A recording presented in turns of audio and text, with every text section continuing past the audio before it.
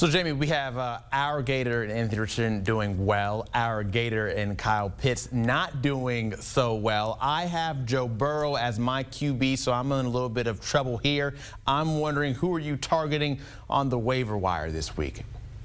Yeah, I'll let Heath help you with the tight ends because there are a few guys that could stand out to you this week. But if you're looking for a quarterback, Sam Howell does get those Bears. And we saw Russell Wilson did basically every quarterback that's faced Chicago so far this season. So Sam Howell might have an opportunity to build off his strong game against Philadelphia, short week against Chicago. So I don't mind him as really a quarterback to target. But make sure C.J. Stroud is not rostered because he's obviously been off to a great start. Jaleel McLaughlin's going to be the prize of free agency this week because not only did he stand out ahead of Samaje Perine when Javonte Williams went down. We don't know how long Williams is going to be out, dealing with a hip injury.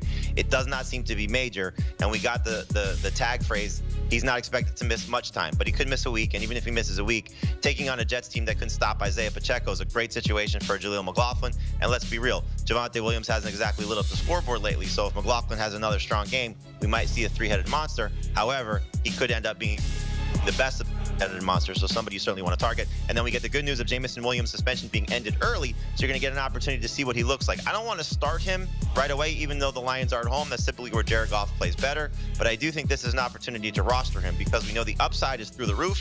If he can get his head on right, understand the playbook, do everything that the coaches want him to do, he could end up being a must-start fantasy receiver as the year goes on. 3 tight ends on this list. I think you can consider adding 2. I'm a lot more excited than the third. Jake Ferguson, really, are you worried about that matchup against the Patriots? Did not matter at all. He is a fixture in this offense. He's going to be one of the most heavily targeted Cowboys in the red zone. Probably a set it and forget it top 12 tight end rest of season. Cole Kmet hopefully trending that way. It was a monster game. He had a disappointment the week before. But if you look at the full season now, he's tied with DJ Moore in terms of target share on this Bears offense. Seems like Chase Claypool's out. I'm hoping for a little bit of a consolidation of targets in Chicago, so maybe we can just trust DJ Moore every week, trust Cole Kmet every week. The third one that I'm not quite as excited about, he is on the list, he deserves to be on the list, Zach Ertz just getting all of the targets, and could the guy do any less with them? 10 targets in this game, less than 6 yards per target, should have had a touchdown. There's a lot of shouldas for Zach Ertz so far this season. I wish they'd just get Trey McBride involved. Monday Night Football action later on this evening. We get the Seahawks and the Giants. When you're looking at your DFS lineup, Jamey, how's yours looking? Yeah, it's going to be very heavy Seattle with Seattle players. I think Geno Smith connects with DK Metcalf, keep that the duo going, and I think Geno's going to have a big game going back to New York.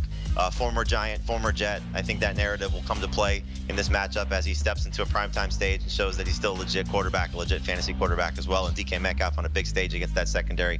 I'm going to play both those guys. I think it's going to be another big game for Kenneth Walker III. We did see Zach Charbonnet start to take on more playing time, just something to keep an eye on. But for tonight, I think Walker will carve up that Giants defense. Jason Myers will kick a couple field goals. And the one Giant that I like who's sneaky and certainly cheap is Wan'Dale Robinson. Had 11 snaps in his debut in week 3, 5 targets in those 11 snaps. I don't really trust the Seattle secondary yet. They're a little bit banged up. I think Wan'Dale Robinson will end up being a go-to guy for Daniel Jones.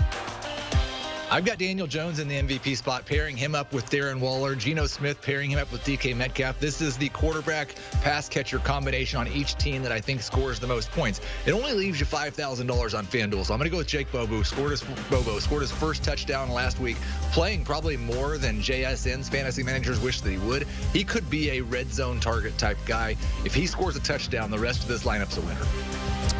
Heath, Cummings, and Jamey Eisenberg as we all get set to wrap up the week of action with some Monday Night Football later on tonight. We thank you so much for your time. And you can get a lot more of them to fill up your time when you listen to our Fantasy Football Today podcast. Like and subscribe. They get after it every single day. They break down what you need to know to make sure you win your league out there.